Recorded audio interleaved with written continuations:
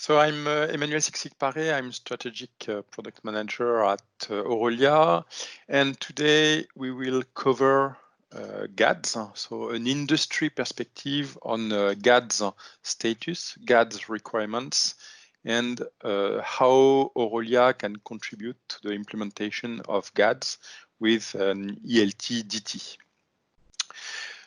We'll go first through a quick reminder about GADS.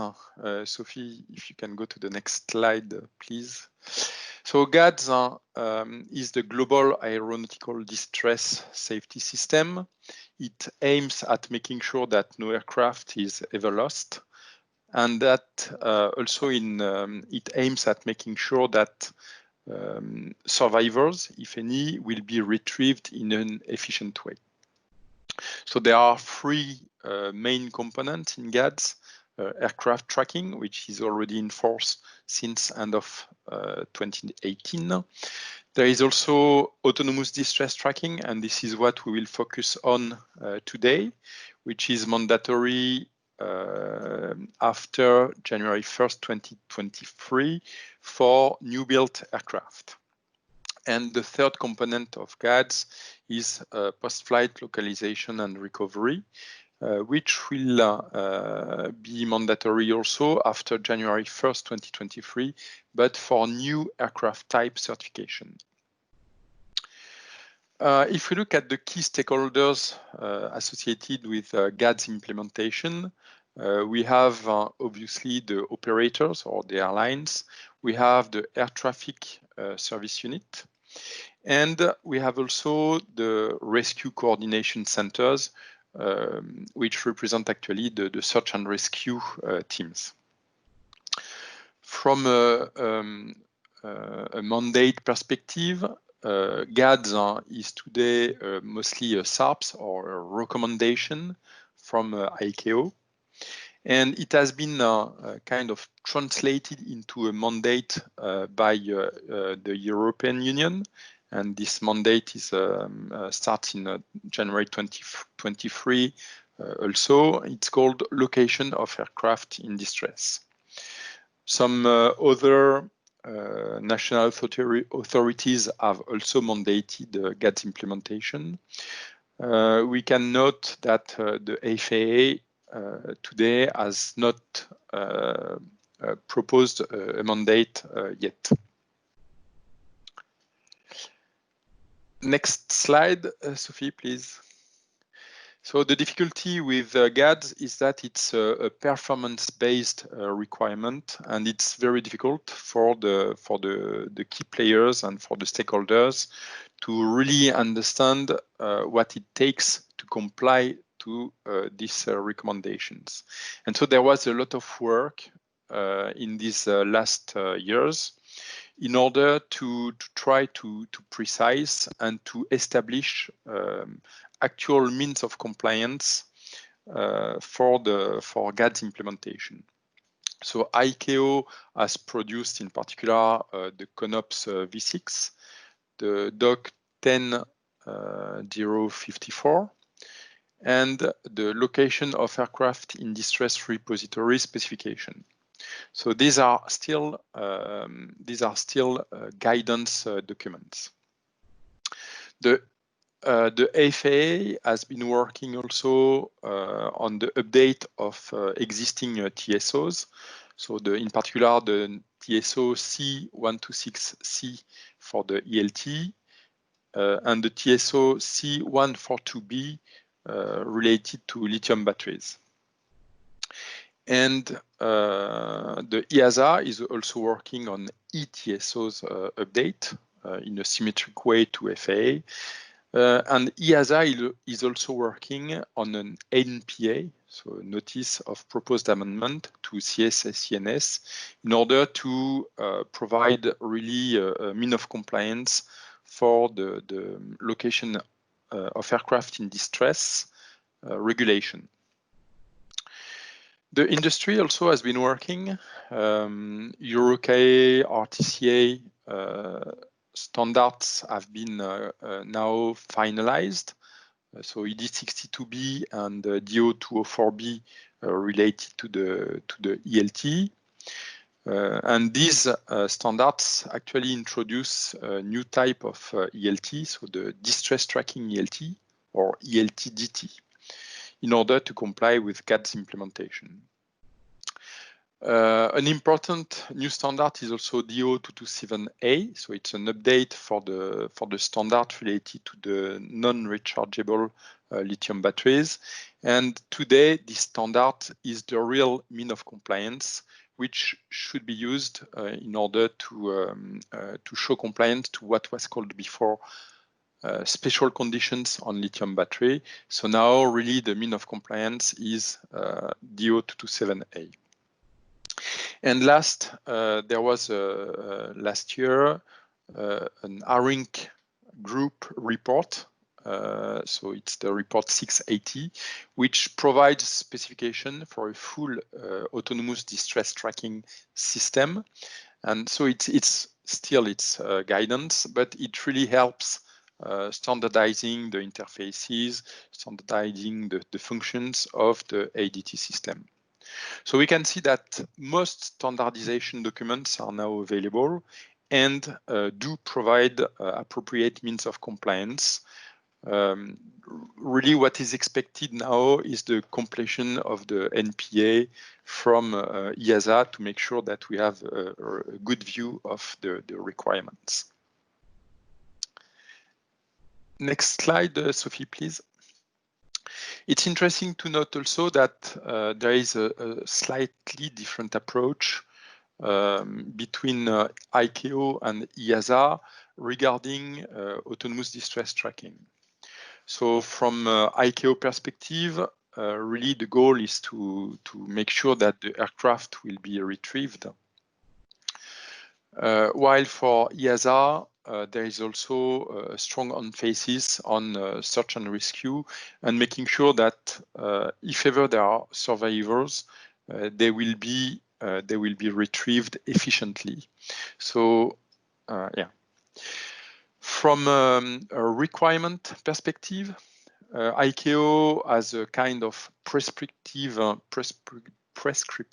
method to achieve end-of-flight location through in-flight autonomous distress tracking, while EASA is a bit less prescriptive and really asks for end-of-flight location. And so the focus is really making sure that the end of the flight can be located quickly and efficiently.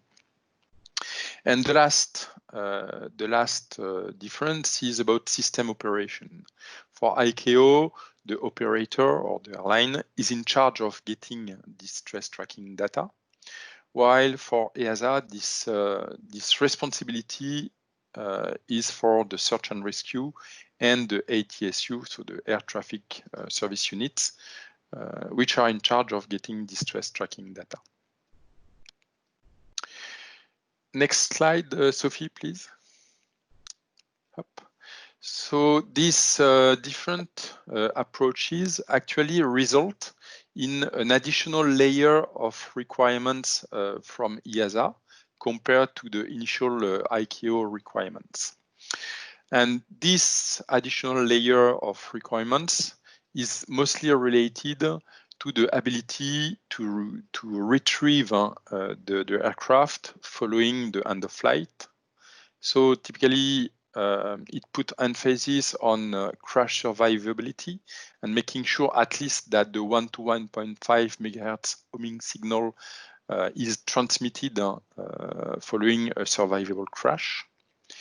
And this homing signal must be emitted for 48 hours, even in very cold environments. So typically at minus 40 degrees Celsius. It focuses also on the end of flight detection, making sure that the time and the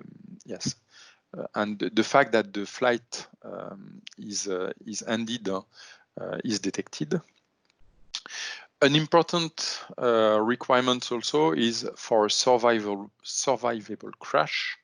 The location must be transmitted at latest after 15 minutes following the end of flight, with a 200-meter accuracy. So this puts a very strong constraint on the system.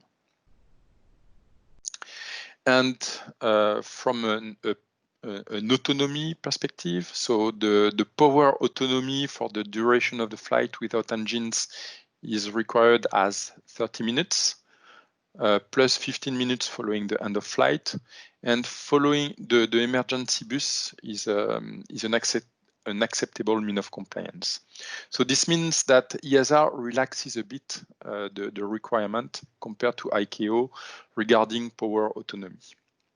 And last, there should be no way to disengage the system in flight, apart, of course, from circuit breaker. So these requirements must be taken into account in order to meet the European regulations and the European requirements.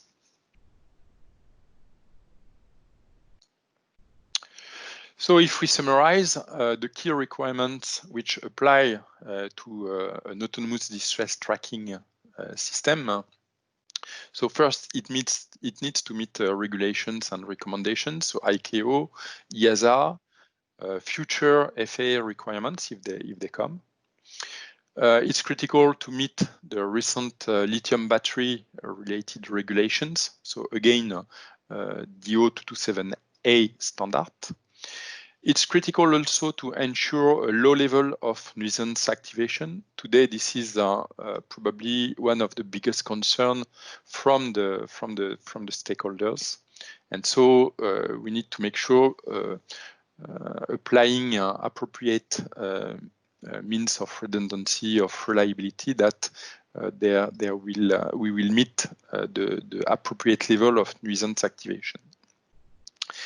Then it's important to provide ease of integration, to provide upgradability for future capabilities. There are upcoming capabilities coming with COSPAR SARSAT and also with Galileo.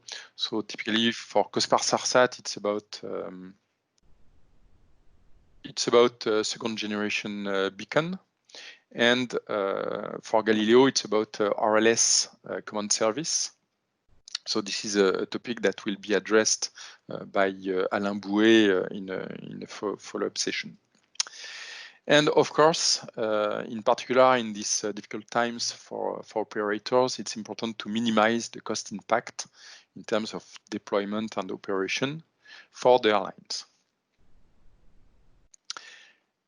Next slide, Sophie, please.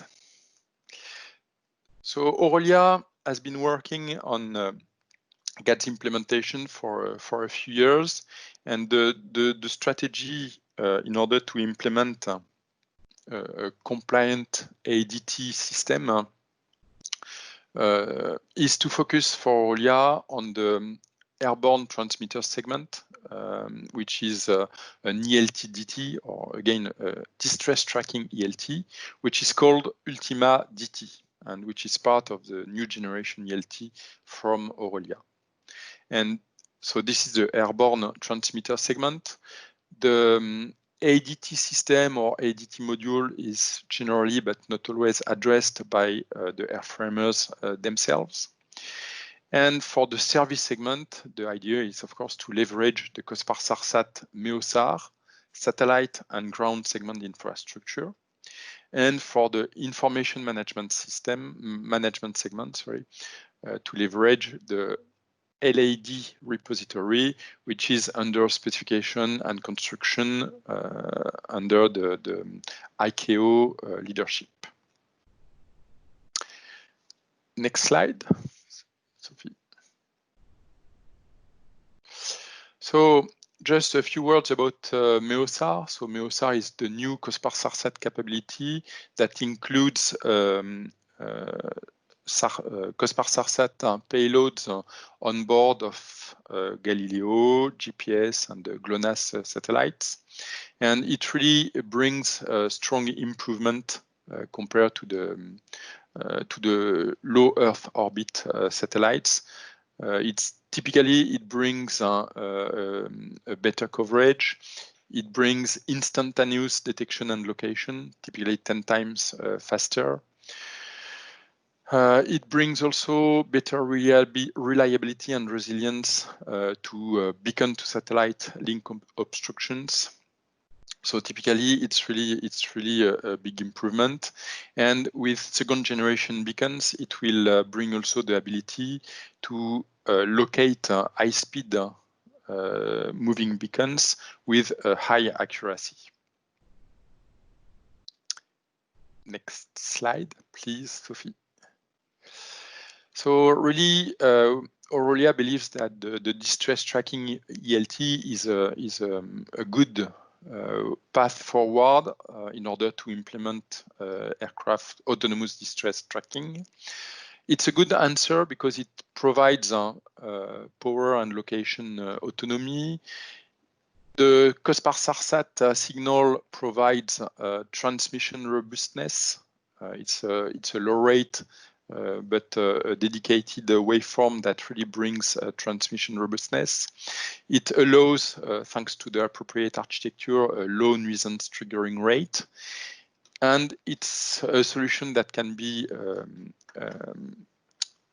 which is enclosed in a compact, super rugged, crash survivable, and cost-effective solution. Of course, it leverages the existing COSPAR-SARSAT distress detection and distribution infrastructure. Here, it's important, yes, to remember that the distribution portion is important. And it also bridges the autonomous distress tracking implementation with legacy ELT AF in terms of integration, operation, and maintenance. So we will see later that an ELT-DT is not that different from an integration and operation perspective, which brings some kind of continuity since ELTs are now well known in aircraft. Next slide, Sophie, please. So this new product from Aurelia, which is called Ultima DT.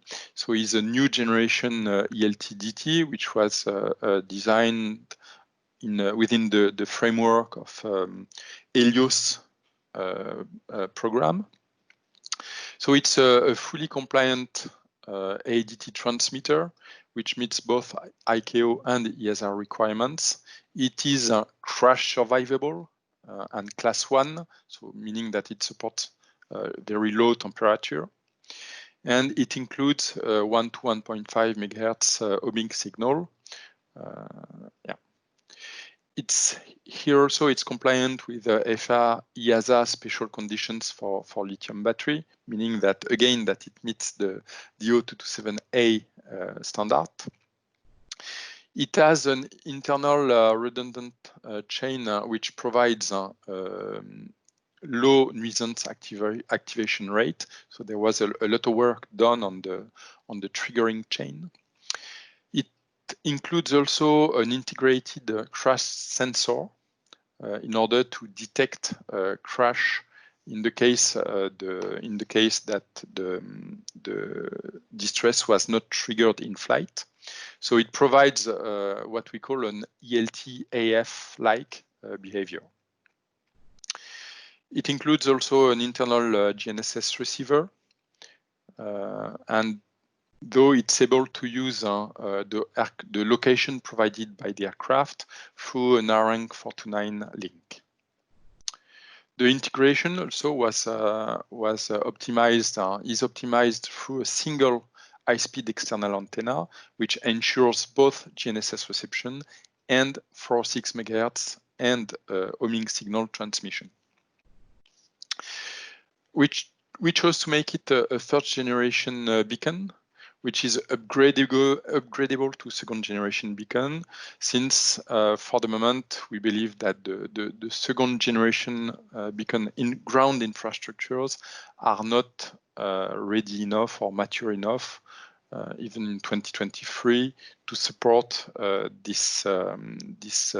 GADS implementation. So we focus on FGB, and again, from a software perspective, it will be possible to upgrade to second generation beacon.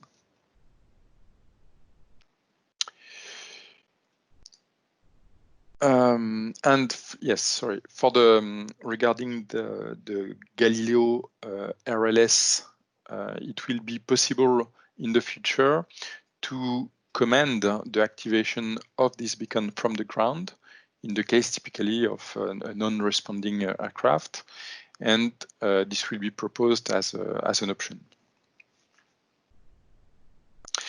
Next slide, please. Yeah, so from an integration perspective, again, an ELT-DT is quite similar to an ELT-AF, meaning that the ELT itself is installed at the rear of the aircraft, close to the ELT antenna, which is itself close to the tail. There is a control panel which is installed on the flight deck and which allows to manually activate the ELT. So this would be typically a traditional ELT-AF installation, and then the distress tracking ELT requires a few additional links. So one link between the ADT module, which processes the trigger in flight, and so with the ELT-DT, and an additional link from the ELT-DT to the ADT module to provide the ELT-DT status. Sorry. And of course, the ELT-DT needs to be powered by the aircraft during the flight. So there is this 28-volt power input on the ELT-DT.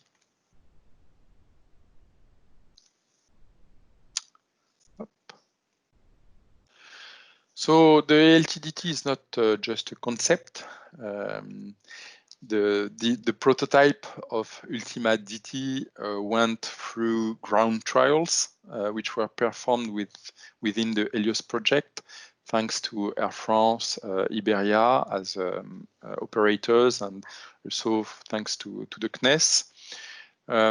So these were ground trials, but it showed preliminary results which are extremely encouraging, showing a typical 100% burst detection probability, which is good, and also quite a good location capability and location accuracy, since typically more than 50% of the messages were received with encoded location better than 50 meters.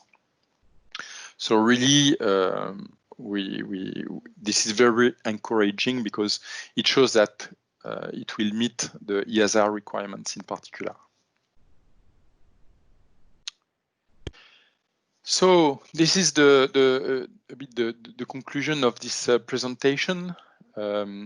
So what we have seen is that GADS ADT implementation requirements are close to be stabilized, and we expect that by this summer these requirements will be really solidified.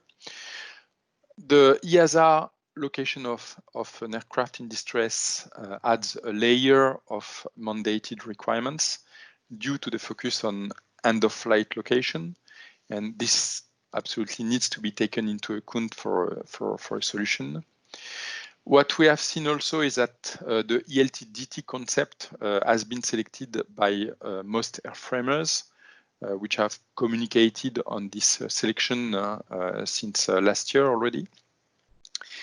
And Ultima DT, which was developed in the framework of European Helios program, is the distress tracking member of a family of new generation ELTs, which meet GADS, ADT, and LAD requirements, including those related to the lithium batteries. And that was my conclusion.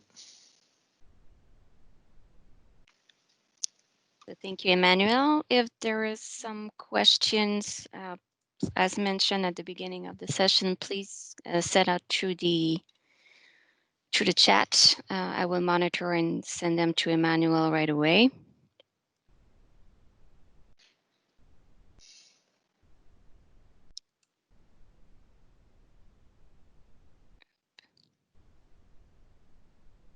I have one question already. Do you use an internal GNSS? Yes, the answer is yes. In order to provide the autonomy which is required by GADS, it's mandatory. Well, it's important to use an internal GNSS. Yes.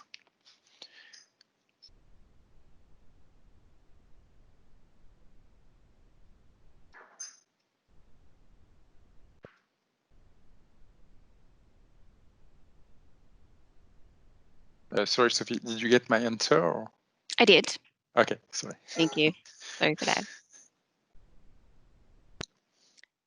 Other question is, when will the Ultima DT be available?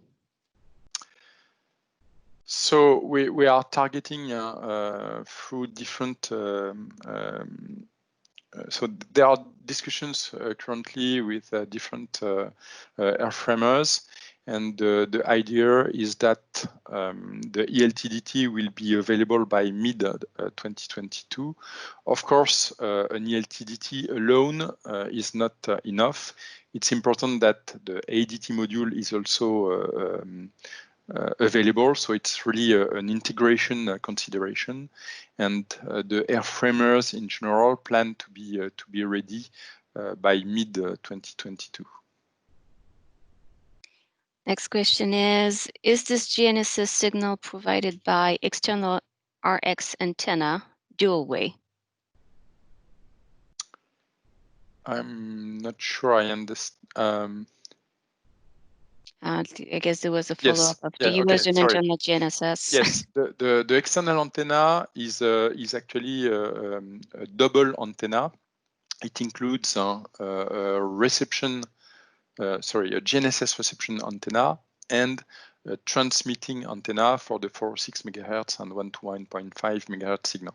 So it's actually two antennas embedded in a single, I would say, single high-speed antenna with a single connector to the ELTDT. Question answer, thank you. You mentioned an ELTAF-like behavior. How do you detect survivable crashes? So yes, that's a good question. So the idea is to detect the crash through a crash sensor. So typically, since the antenna, since the ELTDT is powered, we intend to use MEMS accelerometers, in order to detect the crash. Thank you. Presentation, just for people asking, presentation will be available in replay, obviously, and I will check up if I can send you the actual file. Next question is, the ESA LAD requirement are not yet frozen following NPA phase. Do you see any risk that the final ESA LAD requirement deviate from the requirement listed in NPA? So it's really it's a risk assessment. EASA has been quite constant since September 2018 on their requirements. So I personally see a limited risk that it changes. It probably won't. The requirements will probably not increase. They may be relaxed a bit, but I think it's quite unlikely. So I tend to believe that the NPA, which is in this draft format at the moment, will be confirmed in the coming weeks or months. But again, only EASA can really answer this interesting question. Obviously. So that was the last question. I think we can end the session here. Just as a reminder for the people who are still online, so we do have some following up webinars today. This very afternoon, we have a live demo of HCl technology with Lisa Perdue on our Aurelia GSG8, an advanced GNSS simulator.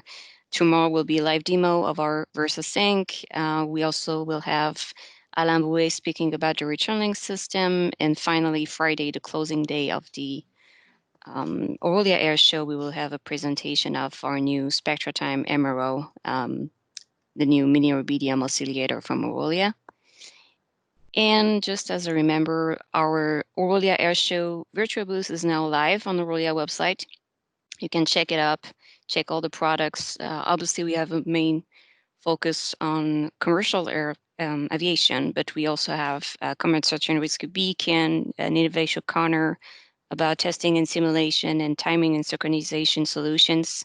So feel free to visit, request meeting, register for the other webinar, request an online demo, anything you might need. Thank you, Sophie. Thank you, everyone, for attending this presentation. Thank you very much. Have a nice day.